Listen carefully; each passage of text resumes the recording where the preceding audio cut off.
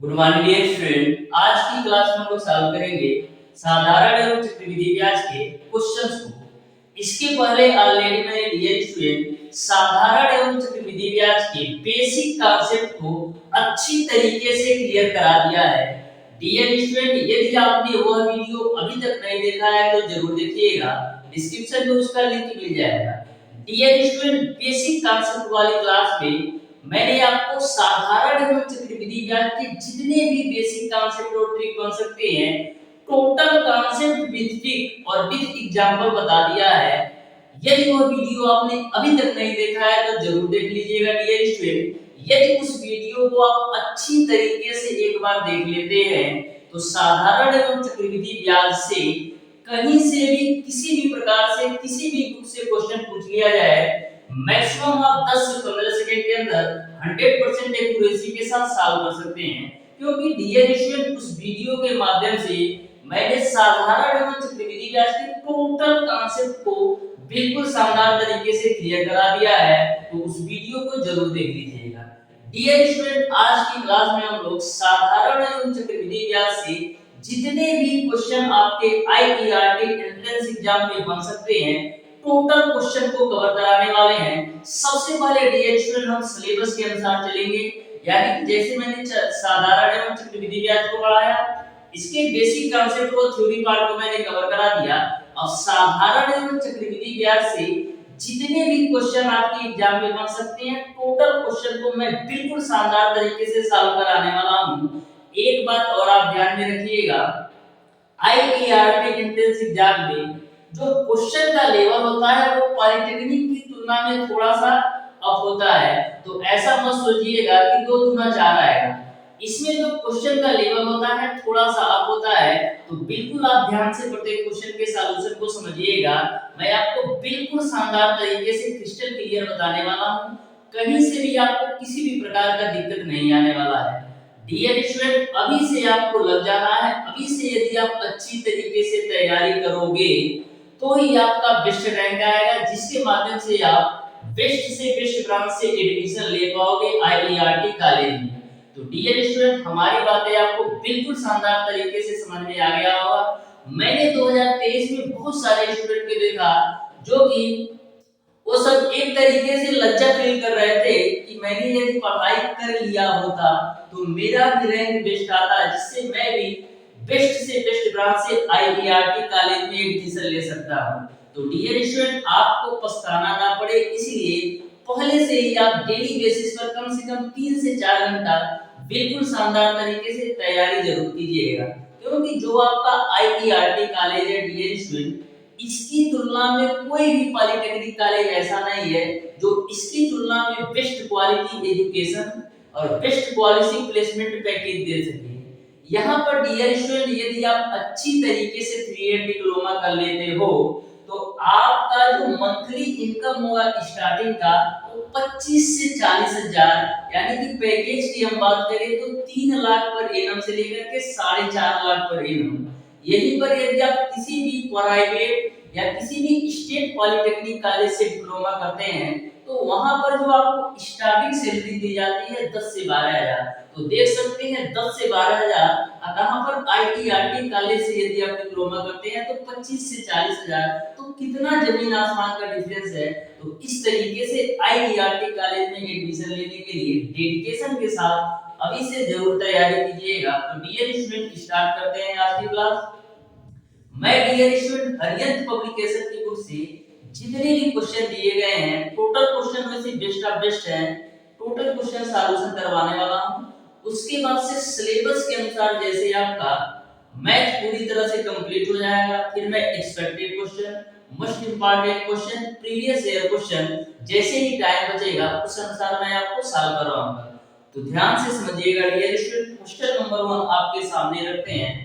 तो question number 1 आपका इस प्रकार से है, यदि ब्याज प्रतिवर्ष संयोजित होता है तो रुपया 800 का 5% वार्षिक ब्याज की दर से 2.5 वर्ष का चक्रवृद्धि ब्याज क्या होगा, ये आपको बताना है।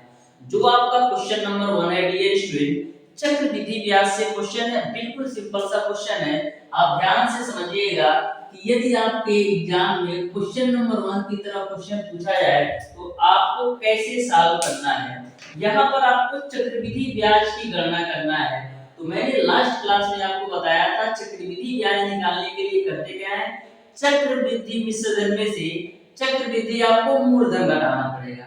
तो सबसे पहले करना क्या होगा, आपको चक्रवृद्धि मिश्रधन की वैल्यू पता होना चाहिए। जब आपको चक्रवृद्धि मिश्रधन की वैल्यू पता चल जाएगा तो चक्रवृद्धि मिश्रधन में से मूलधन घटाएंगे तो आपको चक्रवृद्धि ब्याज पता चल जाएगा। डियर स्टूडेंट, मैंने आपको फार्मूला बताया था चक्रवृद्धि मिश्रधन A बराबर आपका होता है P 1 प्लस का R अपान 100 पे पावर आपका होता है n।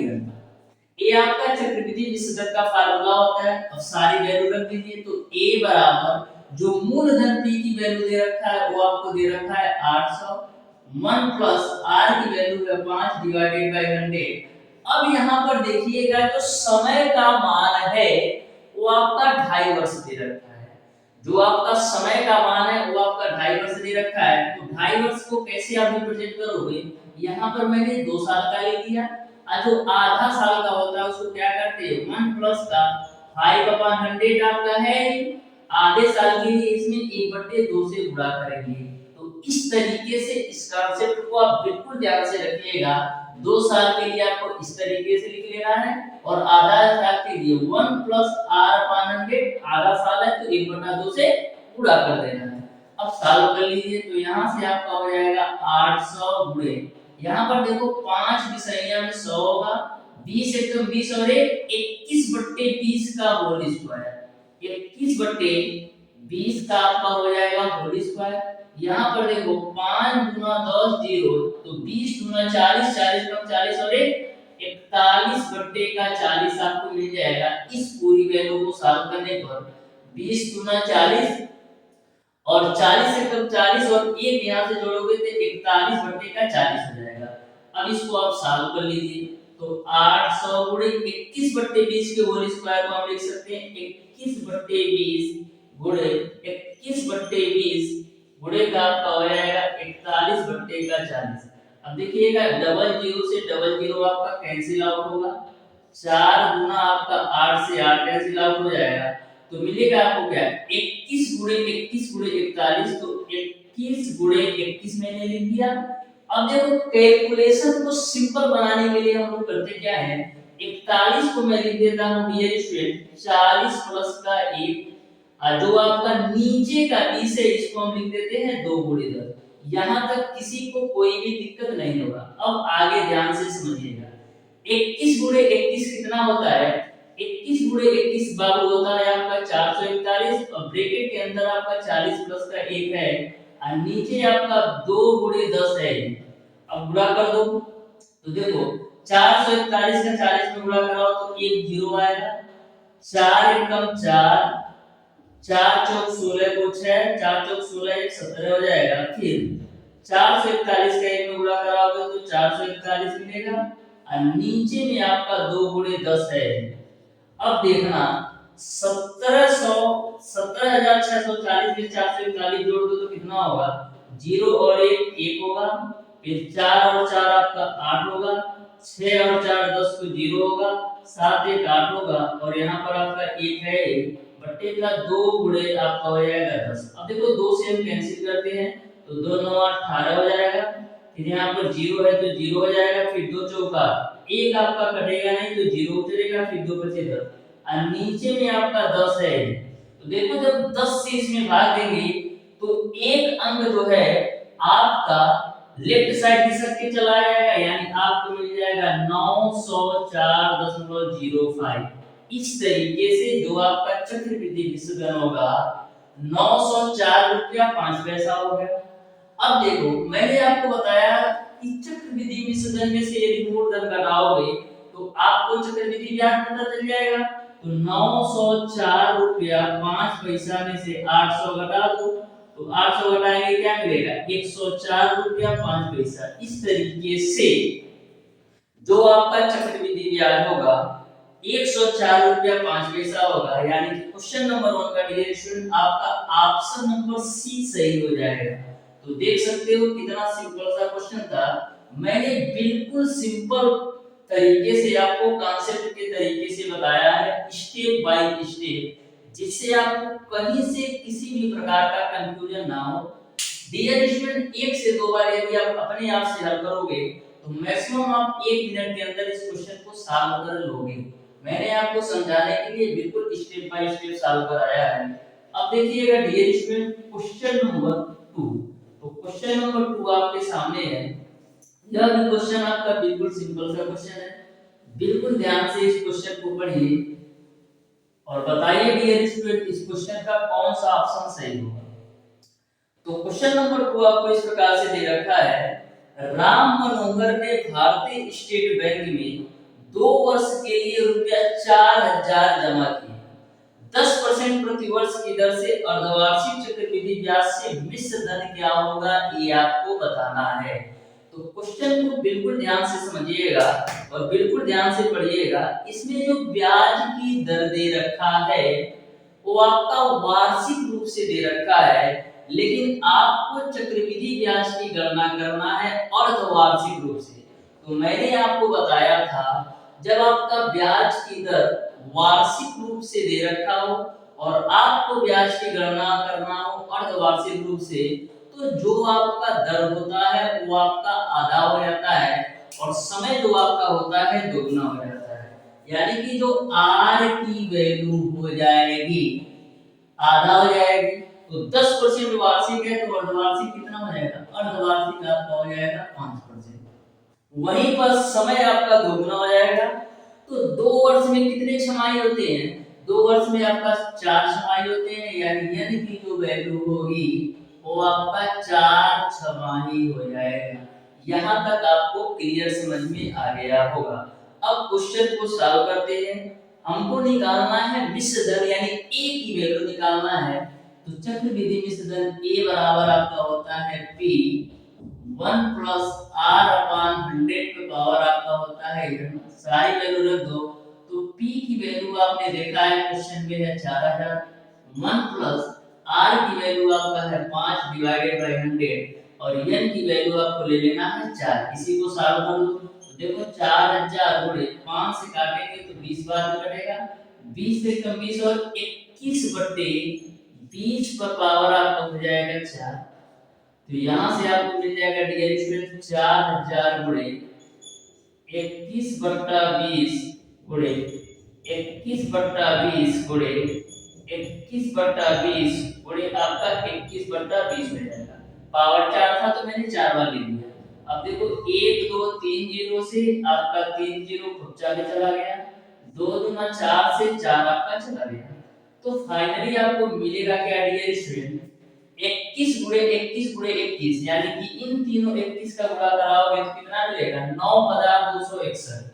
9261 मिलेगा, गुणे आपका 21 हो जाएगा और नीचे में क्या मिलेगा 20 गुणे 2। तो इसको हम 20 गुणे 2 क्या लिख सकते हैं, 40 लिख सकते हैं। यहां तक आपको क्लियर है। अब डियर स्टूडेंट हम करते क्या है, अब डियर स्टूडेंट हम करते क्या है, 9261 रुपए 21 है ना, तो इसका हम गुणा करा लेते हैं। तो देखो क्या होगा, यहां पर आपका एक 21 का गुणा 9261 में कराइए तो 21 एकम 21 को 1 होगा, हासिल बचेगा आपका 2। 21 छक्का कितना होता है, 21 छक्का आपका होता है 126। 126 और 2 कितना होगा, 126 और 2 जोड़ोगे तो आपका होगा 128, हासिल बचेगा 12। 21 दूना 42 और 12 जोड़ोगे कितना होगा, 42 और 12 आपका होगा 64 तो 4, यानी हासिल बचेगा आपका 6। 21 नवा कितना होता है, 2 नवा 18, यानी 188 और 6 जोड़ोगे कितना होगा, 188 और 6 जोड़ोगे तो 194 हो जाएगा और नीचे आपका 40 है तो 4 गुणे 10 लिख लो। अब देखो क्वेश्चन आपका आसान हो गया, 4 से काट देते हैं बाबू। तो 4 चौक को 16 बचेगा, 3 4 4 बटी 32, फिर 2 4 3 बटी 24, फिर आपका 8 है तो 4 दूना 8, फिर 1 है कटेगा नहीं, 0 उतरेगा और फिर 4 दूना 8 और नीचे में आपका 10 है। तो करते क्या है, नीचे में 10 है, जब 10 से भाग देंगे तो एक अंक आपका बाएं की तरफ खिसक के आएगा, यानी आपका क्या हो जाएगा, जो आपका दशमलव यहाँ पर है यहाँ पर लग जाएगा। इस तरीके से जो आपका चक्रवृद्धि मिश्रण हो गया 4,882 रुपये हो जाएगा, यानी कि क्वेश्चन नंबर ये आपका 62 होगा भाई। देखना ये आपका 6 आएगा। देखो 4 चौको 16 बचे 3 4 चौकी 32, ये 4 सब 24 होता है ना, यानी कि 4,862 रुपया हो जाएगा। यानी कि क्वेश्चन नंबर 2 का dear student option number D बिल्कुल राइट आंसर हो जाएगा। ऑप्शन नंबर डी बिल्कुल राइट आंसर हो जाएगा। तो कैलकुलेशन तो बिल्कुल आपका फास्ट होना चाहिए और कम से कम 1 से 30 तक के वर्ग और घन आपको याद होना चाहिए। यदि आपको 1 से 30 तक का वर्ग और घन अच्छी तरीके से याद होगा तो डियर स्टूडेंट कम से कम आप 5 से 10 2 से 3,000 स्टूडेंट से तो आगे निकल जाओगे, क्योंकि जब तक वो कैलकुलेटर करेंगे यानी गुणा करेंगे तब तक आप माइंड में सेट रहेगा, याद रहेगा, तुरंत आप नोट डाउन कर दो। जैसे मैंने 21 की क्यूब को 9,261 कैसे लिखा, क्योंकि हमको याद था। इस तरीके से आपको कम से कम 1 से 30 तक का वर्ग और घन अच्छी तरीके से याद होना चाहिए। अब देखिएगा डियर स्टूडेंट क्वेश्चन नंबर 3। तो क्वेश्चन नंबर 3 को आप ध्यान से समझिएगा। बोला है कोई धन यम चक्रवृद्धि ब्याज की दर से 4 वर्ष में 3 यम हो जाता है, तो वह 9 यम कितने वर्ष में हो जाएगा, ये आपको बताना है। तो जो भी स्टूडेंट हमारी लास्ट क्लास देखा होगा यानी कि साधारण एवं चक्रवृद्धि ब्याज का कॉन्सेप्ट वाला वीडियो देखा होगा, वह इस क्वेश्चन को मैक्सिमम 5 सेकंड के अंदर सॉल्व कर सकता है। तो ध्यान से देखिएगा। बोला है कोई धन यम है जो कि चक्रवृद्धि ब्याज की दर से 4 वर्ष में 3 यम हो जाता है। कितना? 4 वर्ष में डियर स्टूडेंट आपका 3 यम हो जाता है। तो मैंने आपको क्या बताया था, चक्रवृद्धि ब्याज में कभी भी आपसे गुना वाले प्रश्न पूछा गया है तो जो आपका समय होता है वो ऐड के रूप में चलता है और जो आपका धन होता है गुना के रूप में चलता है। तो यहाँ पर देखिएगा 3 गुना होने में आपका 4 वर्ष लग रहा है, तो दूसरा 3 गुना होने में कितना वर्ष लगेगा? दूसरा 3 गुना होने में भी आपका 4 वर्ष लगेगा, यानी यहाँ से भी यहाँ तक जाने में 4 वर्ष लग जाएगा। तो इस तरीके से हम कह सकते हैं 4 वर्ष यहाँ 4 वर्ष यहाँ, यानी कि टोटल के 8 वर्ष में वही धन आपका 9 गुना हो जाएगा। इसी क्वेश्चन में यदि पूछ लिया जाए कि 27 गुना होने में कितना समय लगेगा, तो करेंगे क्या, एक 3 गुना और करेंगे, तो 9 का एक 3 गुना और करोगे तो 27 गुना हो जाएगा। तो एक 3 गुना होने में कितना साल लग रहा है? 4 वर्ष लग रहा है। तो 27 गुना होने में कितना लगेगा? 4 4 8 4 12 साल, यानी 12 साल में 27 गुना हो जाएगा। अब देखिएगा डियर स्टूडेंट क्वेश्चन नंबर 4। तो क्वेश्चन नंबर 4 आपके सामने है, ध्यान से समझिएगा क्वेश्चन नंबर 4 को।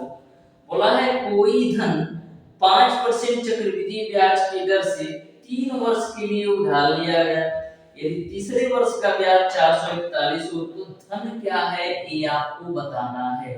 तो बिल्कुल सिंपल सा कॉन्सेप्ट है, आपको थोड़ा सा भी इसमें भटकना नहीं है। 441 का कोई भी मतलब नहीं है इस क्वेश्चन में, वो आपको भटकाने के लिए दिया है। तो बिल्कुल आप ध्यान से समझिएगा क्वेश्चन नंबर 4 को। तो यहाँ पर डियर स्टूडेंट आपको पता है कि चक्रवृद्धि मिश्रण A बराबर आपका होता है P1 प्लस R/100 पावर आपका होता है n। अब सारी वैल्यू रख दीजिए। तो यहाँ पर हम सारी वैल्यू रख देते हैं, तो A बराबर P1 प्लस R की जो वैल्यू दे रखा है वो आपको दे रखा है 5% और समय का मान 3 है। R की वैल्यू 5% और जो समय का मान है वो आपका 3 है, तो 3 रख दिया। तो A बराबर P 5 से काट दो तो 5 से 100 होगा, 20 से कम 20 और 21/20 का आपका हो जाएगा वैल्यू। तो यहाँ से आप A/P की वैल्यू निकाल लो, तो A/P की वैल्यू क्या आएगा? 21/20 का होल क्यूब। तो यहाँ से हम निकाल सकते हैं A/P का मान 21 का क्यूब करोगे तो 9261 और 20 का क्यूब करोगे तो 8000 मिल जाएगा। अब हमको निकालना क्या है, हमको बताना था डियर स्टूडेंट धन क्या होगा, यानी कि वह मूलधन क्या होगा। तो कंपेयर कर लेते हैं।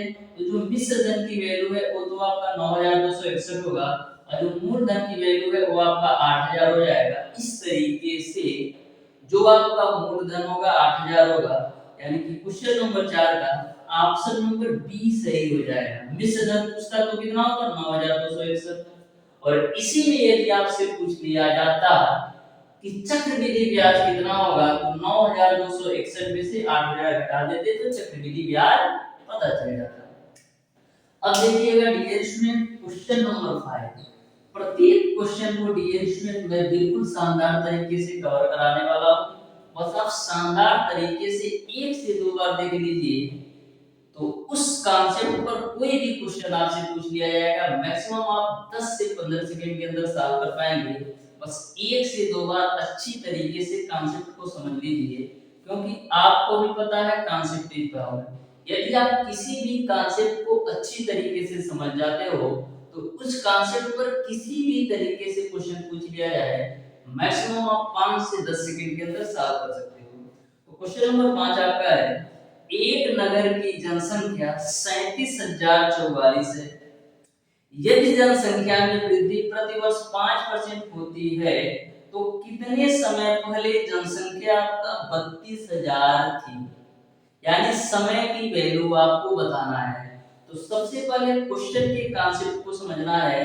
यहाँ पर बोला है एक नगर की जनसंख्या आपका 37,044 थी, यानी कि जो जनसंख्या दे रखा है वो आपको दे रखा है 37,044, जिसको आप मिश्र धन भी कर सकते हैं, जिसका मान 37,044 है। बोला है कितने वर्ष पहले वहां की जनसंख्या 32,000 थी। तो जो आपका 32,000 है वो आपका पहले की जनसंख्या है। आपको बताना है कि कितने वर्ष पहले 32,000 थी जनसंख्या, ये आपको बताना है। तो बिल्कुल आप ध्यान से समझिएगा क्वेश्चन नंबर 5 को। मैंने आपको बताया था डियर स्टूडेंट, जनसंख्या बराबर आपका होता है वर्तमान जनसंख्या 1 plus r upon 100 to power n होता है। कब? जब जनसंख्या बढ़ रही हो।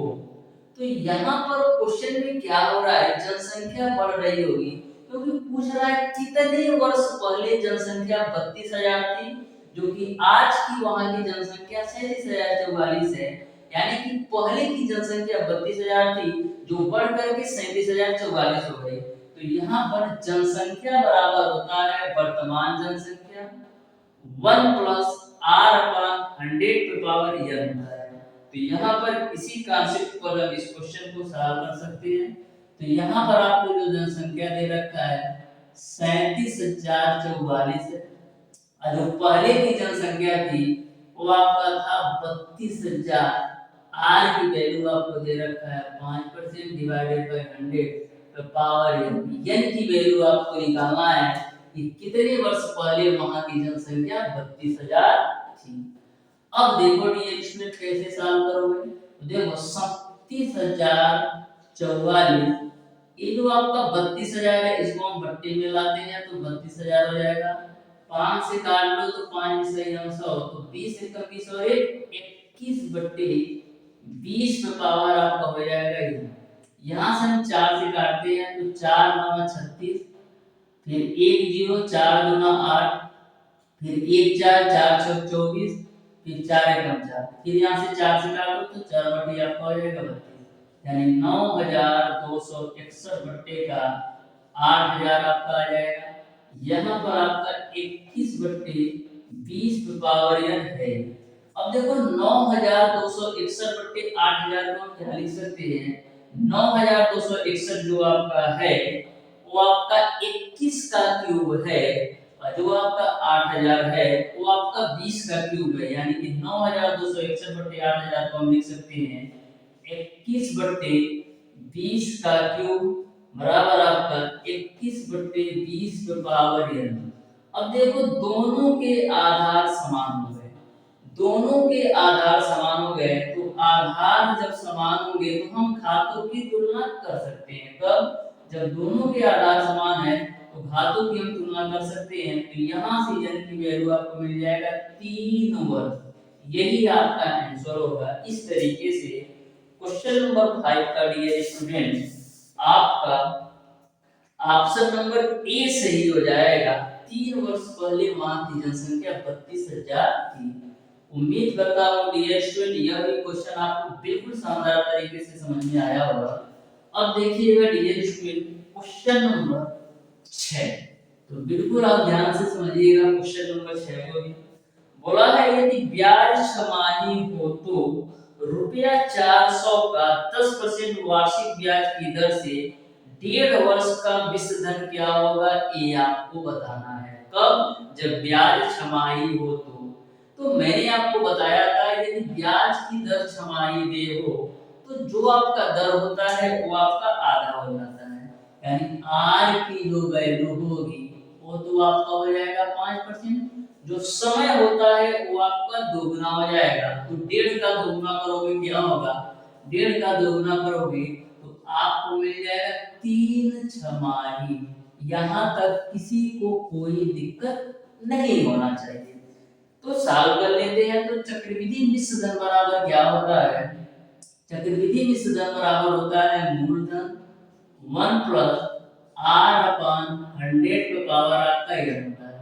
तो a बराबर p की वैल्यू आपको दे रखा है 400 रुपया, p की वैल्यू आपको दे रखा है 400 रुपया, 1 प्लस r की जो वैल्यू है वो आपका 5 डिवाइडेड बाय 100 और n की वैल्यू आपका है 3। ठीक है, यहां से आप सॉल्व कर लो तो 400, अब देखो 5 से काटेंगे तो 5 में सही है 100, 20 से कम 20 और 21 बटे 20 का पावर आपका हो जाएगा 3। तो यहाँ से आपको मिल जाएगा 400 गुणे 21 बटे 20 के क्यूब को हम लिख सकते हैं 21 बटे 20 गुणे 21 बटे 20 गुणे 21 बटे 20 के रूप में। अब देखो डबल जीरो से डबल जीरो, ठीक है, 2 दूना 4 से 4 कैंसिल। अब देखो 21 गुणे 21 गुणे 21 करोगे तो 9261 आ जाएगा, बट्टे का आपका हो जाएगा 20। अब देखना इसको और कैलकुलेशन सिंपल बना देते हैं। तो देखो 9261 जो आपका 20 है इसको हम क्या लिख सकते हैं 2 गुणे 10 के रूप में, या तो डायरेक्ट काट दो कोई दिक्कत नहीं है। तो हो जाएगा आपका 20 चौको 80, बचेगा आपका 12 6 यानी 126, फिर 2 छक्का 12 बचेगा 6 2 3 6 यानी कि 20 3 60 हो जाएगा, फिर 1 बचेगा कटेगा नहीं तो 0 उतरेगा, फिर 20 25 100 यानी कि जो आपका चक्रवृद्धि मिश्र धन आएगा 463 रुपया 5 पैसा आएगा, यानी कि क्वेश्चन नंबर 6 का ऑप्शन नंबर सी सही हो जाएगा। तो कैलकुलेशन बिल्कुल स्ट्रांग जरूर रखिएगा जिससे आपको एग्जाम देते समय किसी भी प्रकार का दिक्कत ना हो। ऐसा नहीं कि किसी भी कैलकुलेशन को करने में ही 5 मिनट लगा दिए तो क्वेश्चन क्या करोगे। तो कैलकुलेशन को बिल्कुल स्ट्रांग रखना है। मैं आपको कैलकुलेशन ट्रिक भी बता रहा हूं कि किसी भी कैलकुलेशन को कैसे आप सिंपल बना सकते हो। देखिएगा डियर स्टूडेंट क्वेश्चन नंबर 7, तो बिल्कुल शानदार शानदार क्वेश्चन दिए गए हैं, आपको घबराने की कोई जरूरत नहीं है। डियर स्टूडेंट लेवल थोड़ा सा अप होता है पॉलिटेक्निक से, लेकिन यदि एक बार आपका एडमिशन हो जाता है आईआईटी कॉलेज में तो हर एक चीज आपको अवेलेबल हो जाएगी, यानी कि सारी फैसिलिटी आपको बेस्ट एंड बेस्ट क्वालिटी मिलने वाली है। तो क्वेश्चन नंबर 7 को आप ध्यान से देखिएगा। बोला है किसी धन के 2 वर्ष के साधारण ब्याज एवं चक्रवृद्धि ब्याज का अंतर निम्न में से किसके बराबर होता है। आपसे यह पूछा जा रहा है कि 2 वर्ष के साधारण ब्याज एवं चक्रवृद्धि ब्याज का अंतर किसके बराबर होता है, ये आपको बताना है। तो बिल्कुल ध्यान से समझना डियर स्टूडेंट। देखो ए मैंने लिख लिया साधारण ब्याज, ए मैंने लिख लिया चक्रवृद्धि ब्याज यानी कंपाउंड इंटरेस्ट, ये आपका पहला साल है, ये आपका दूसरा साल है। मैंने जब आपको बेसिक कॉन्सेप्ट बताया था तो मैंने आपको बताया था कि जो आपका साधारण ब्याज होता है प्रत्येक वर्ष समान होता है, यानी कि यदि पहले साल का साधारण ब्याज 50 रुपया है तो दूसरे साल का भी साधारण ब्याज 50 ही रुपया होगा और तीसरे साल का 50 रुपया ही होगा, यानी कि साधारण ब्याज प्रत्येक वर्ष समान होता है। यानी कि यदि पहले साल का साधारण ब्याज 100 रुपया है तो दूसरे साल का भी साधारण ब्याज 100 रुपया ही होगा। और एक बात और आप ध्यान में रखिएगा, पहले साल के लिए साधारण ब्याज हो या चक्रवृद्धि ब्याज हो, दोनों का मान समान ही होता है। ऐसा इसलिए होता है क्योंकि चक्रवृद्धि ब्याज का डिफिनेशन ही होता है जब एक निश्चित समय के बाद मूलधन के साथ साथ ब्याज पर भी ब्याज की गणना की जाए तो उसको हम चक्रवृद्धि ब्याज बोलते हैं। एक निश्चित समय का प्रयोग डिफिनेशन में इसलिए किया गया है क्योंकि पहले साल के लिए बाबू साधारण एवं चक्रवृद्धि ब्याज दोनों का मान समान होता है। पहले साल के लिए साधारण ब्याज और चक्रवृद्धि ब्याज का मान दोनों का मान समान होता है। यानी कि यदि पहले साल का साधारण ब्याज 100 रुपया है तो चक्रवृद्धि ब्याज x रुपया ही होगा। ऐसा इसलिए होता है क्योंकि जो चक्रवृद्धि ब्याज की गणना की जाती है ब्याज पर भी ब्याज की गणना की जाती है। जब आपका पहले साल का ब्याज होगा तभी तो आप ब्याज पर ब्याज लोगे। जब आपका पहले साल का ब्याज होगा तभी तो आप ब्याज पर भी ब्याज लोगे। इसी वजह से पहले साल के लिए साधारण ब्याज और चक्रवृद्धि ब्याज का मान समान होता है। अब देखना, अब समझने वाली बात है।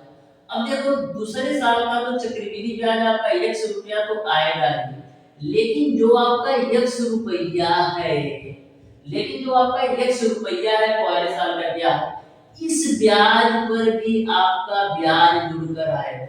100 रुपया ब्याज तो है ही दूसरे साल का चक्रवृद्धि ब्याज, लेकिन जो पहले साल का ब्याज है बाबू, तो पहले साल का ब्याज है, इस ब्याज पर भी ब्याज जुड़कर आएगा।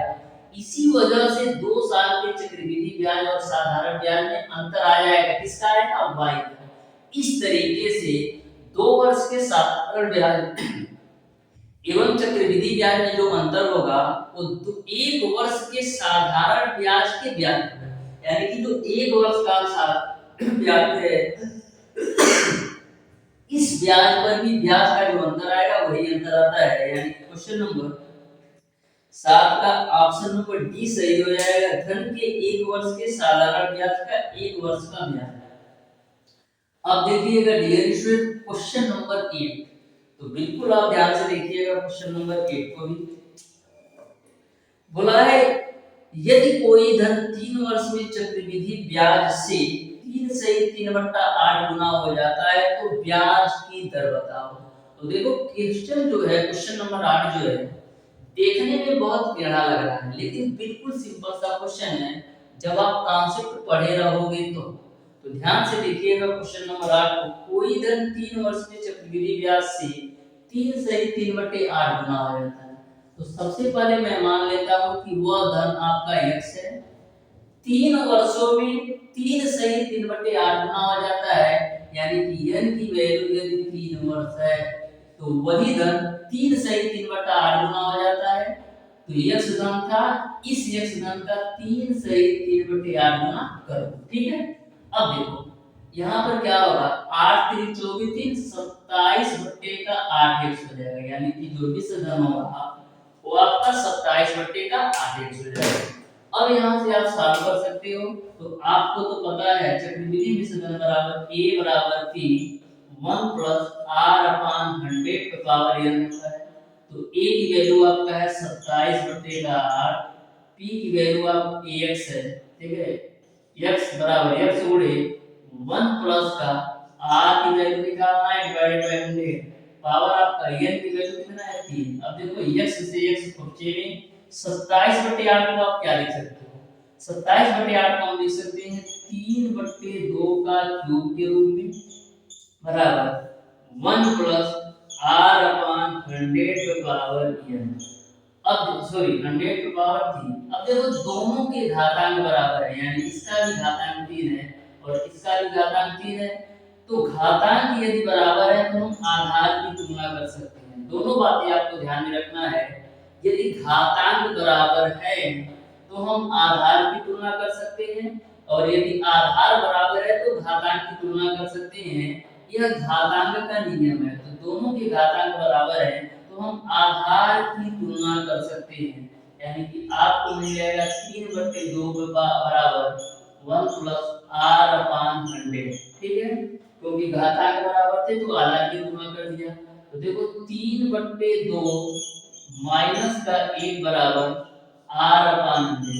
तो 3/2 में से 1 घटाओगे तो 1/2 मिलेगा, बराबर आपको मिल जाएगा r/100। 2 से काट दो तो 50 बार मिल जाएगा, यानी आर की जो वैल्यू मिलेगी वो आपको मिल जाएगा 50%। इस तरीके से डियर स्टूडेंट जो दर का मान होगा वो आपका 50% होगा।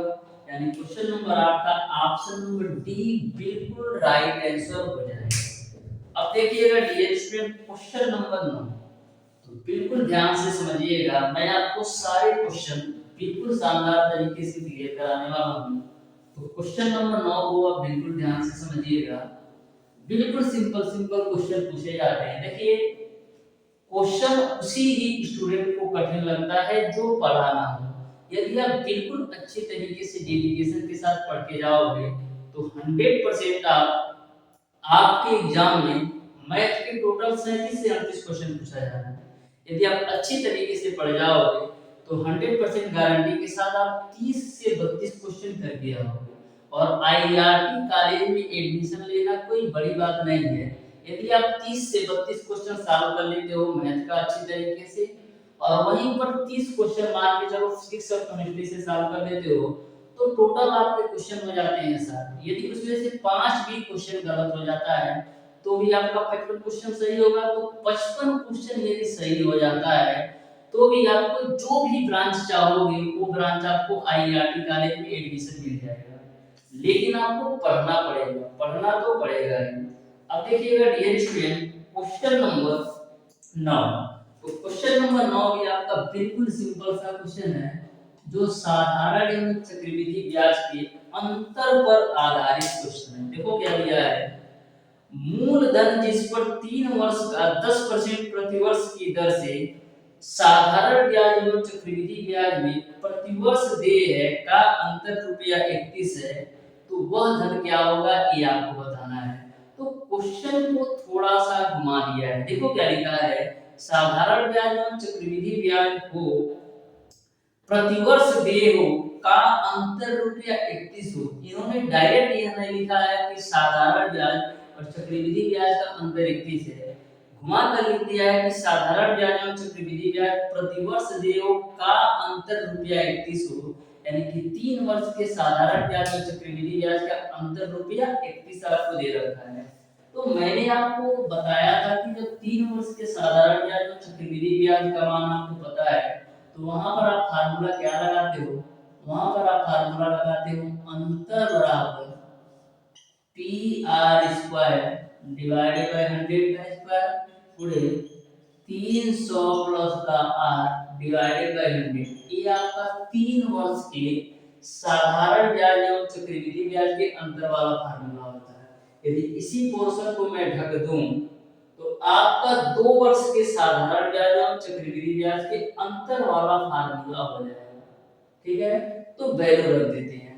3 वर्ष के साधारण ब्याज चक्रवृद्धि ब्याज का अंतर 31 दे रखा है, पी की वैल्यू आपको निकालना है, आर की जो वैल्यू दे रखा है 10% दे रखा है, तो आर की वैल्यू 10 है तो 10 का स्क्वायर हो जाएगा।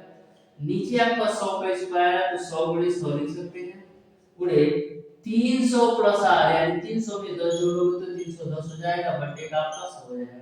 ए 100 से ए 100 कब्जे में, ए 0 से ए 0 कब्जा में, ए 31 से ए 31 कब्जा में, तो पी की वैल्यू क्या मिल जाएगी 100 गुणे 10, यानी पी का जो मान आएगा वो आपको 1000 मिल जाएगा। इस तरीके से क्वेश्चन नंबर 9 का ऑप्शन नंबर डी सही हो जाएगा।